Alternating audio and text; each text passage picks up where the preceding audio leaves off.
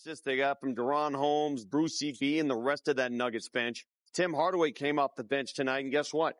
They outscored the Toronto bench 28-12, which is amazing considering the Nuggets really don't have much of a bench. Yeah, they only the bench is starting. I know, and they played 3 players off of their bench. Toronto played a whole slew of players off its bench. And but it kind of just gives you an idea of what the Nuggets did here tonight, and the Toronto Raptors. This is a good basketball team. This is the fourth best record in the Eastern Conference. Tells you something about the East. Yeah, well, it does. That's for sure. Just saying. For sure it does. Yeah. But to go in there and to be able to do that and to get those contributions, this was very necessary for the Nuggets to win, because you can't just play your starters the entirety of a game, and you lost one of your starters who was one of your reserves. And so really, really well done. So Hardaway, Brown, and Holmes. I mean, those were your 3 players off the bench, and they did the job. A lot of Nuggets fans asking all season, when are we going to see DaRon Holmes? When is he going to play? Well, he played tonight, 11 points, and played well. Mm-hmm. Here's Katie Winge with Holmes in the Nuggets locker room. Of that finish in this game? That was a great finish. Our team's prepare for those situations. We go over it all the time in practice, so very proud of our guys. What did you think of what this team was expecting of you coming into this game, knowing that your opportunity would be bigger? Just staying ready. Our PD coaches and our coaches here do a good job of making sure that we practice all the things that we would expect to see in the game, and that's all I did is just go out there and do what I was taught. Does it feel like this team is being doubted now with all the injuries that you're facing? Of course this is going to happen, but we play with a lot of heart. We play hard, and all the guys that are out are helping coach us to do the right things, and the coaches are great, so I think we can win any game. Obviously you had a good stretch of minutes there in the first half. When you see Val get hurt on top of everything that this team has had to deal with, obviously you're getting the opportunity out of that, but what's going through your head just from a standpoint of what the team has had to face? Oh, man, that was a lot, man. Just to see, we have already 4 starters down, and then Val as well, now. But, Lord knows how long he'll be out for. But for me, it was more just man, I'm tired. It's my first time really playing that many minutes in a true NBA game. So, I was just I got to catch my wind and figure this out. So I'm glad that we finished strong, though, and praying for Val right now. Did you, was the conditioning the biggest challenge sort of throughout the fourth quarter, or what were kind of the areas that you were trying to key in on mentally down the stretch? I would say it was just the conditioning with nervousness, but that's all going to clear up as time goes. It's like your first time with anything, and I think the coaches know that too, and I think they put me in a great position to make sure I do the right things, and I think I executed the right way. What have you learned about staying ready and going back and forth between the G League and what you've learned there and coming back here? I've learned a lot. There can be ups and downs. You can be highs and lows, but you just got to make sure that you stay focused and disciplined and lock in on the little things and listen to the things the vets are telling me. So they're all like my big brothers here, so I'm glad that they're helping me out with everything. How excited are you for the opportunity that's in front of you now? I'm very excited. It's a bummer that our guys are out, but at the same time, style spins. At the same time, I'm just excited to get out there and do what I can do and showcase what I can do to help this team get wins. What's been sort of the most important thing in those G League games for you right now as far as the reps and just trying to translate something over to a game like this? I would say just continue to win, be a winner, make winning plays. And the coach down there, Coach Ribo, and the rest of the coaching staff, they do a great job of making sure that we're doing the right things. They're on everybody from assignments to 2 ways to it doesn't matter what type of contract you're on. They want winners, and they do a great job down there with it.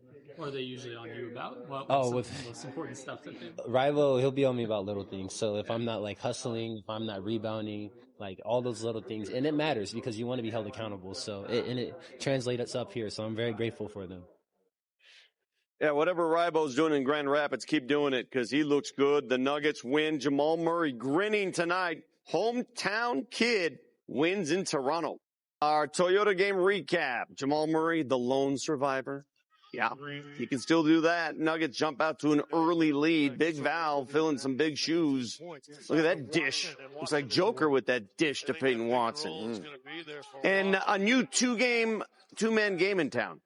Usually it's Murray and Joker. Now it's Murray and Big Val. Yeah, that's just really well done by Murray.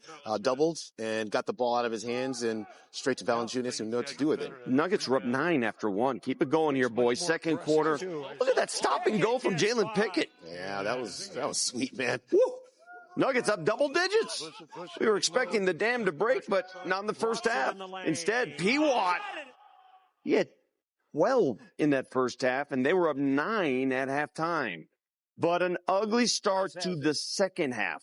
That 9-point lead evaporates just like that. R.J. Barrett with the and one, and it took him 90 seconds to erase the lead. And to add insult to injury, we have another injury. This time it's Valanciunas clutching the calf, limping off the court, shaking his head. That is not good. He's done for the night. Enter DaRon Holmes. What's up, Holmes? Do your thing. No doubt. He can shoot it, too. What's up, Holmes?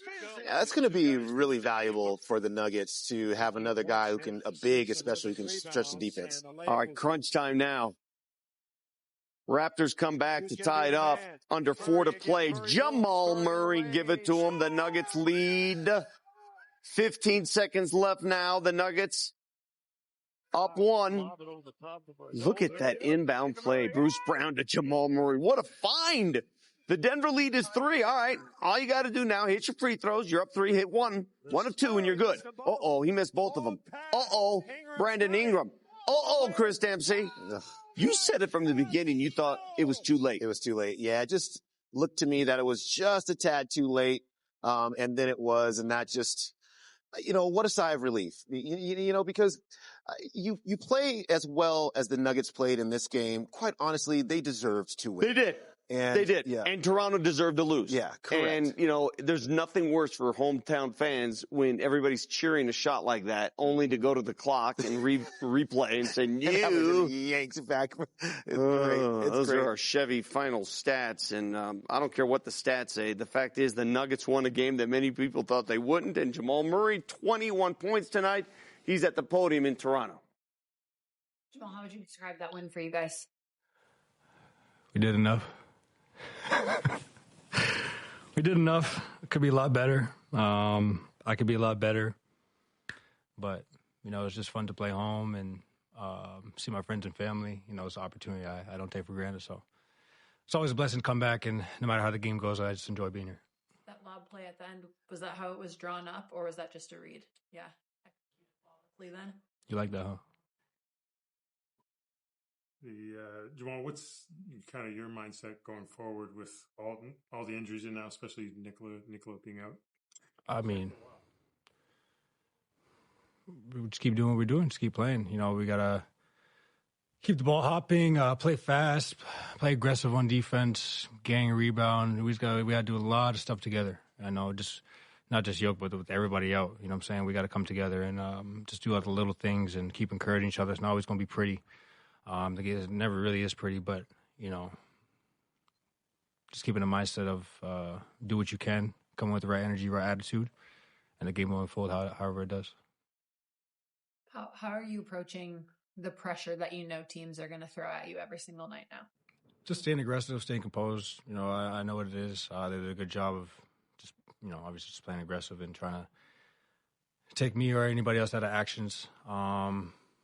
But, I'm just trying to be unselfish and let the other action happen. And I think, we did that a few times tonight where even if I'm being face guarded in the half court or whatever, that means my guy can't help. So cuts and stuff are behind that and layups are there, and it was, and that will eventually open up the pressure for me. So just playing my game now, overthinking it, playing aggressive, though.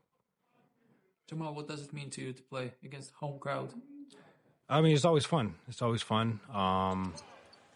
Obviously, I got a lot of friends here, a lot of family here. So, like I said, it's just a blessing to have the opportunity to play in front of my peoples back home on New Year's, so it means a lot. A lot of all-star players obviously this year for you.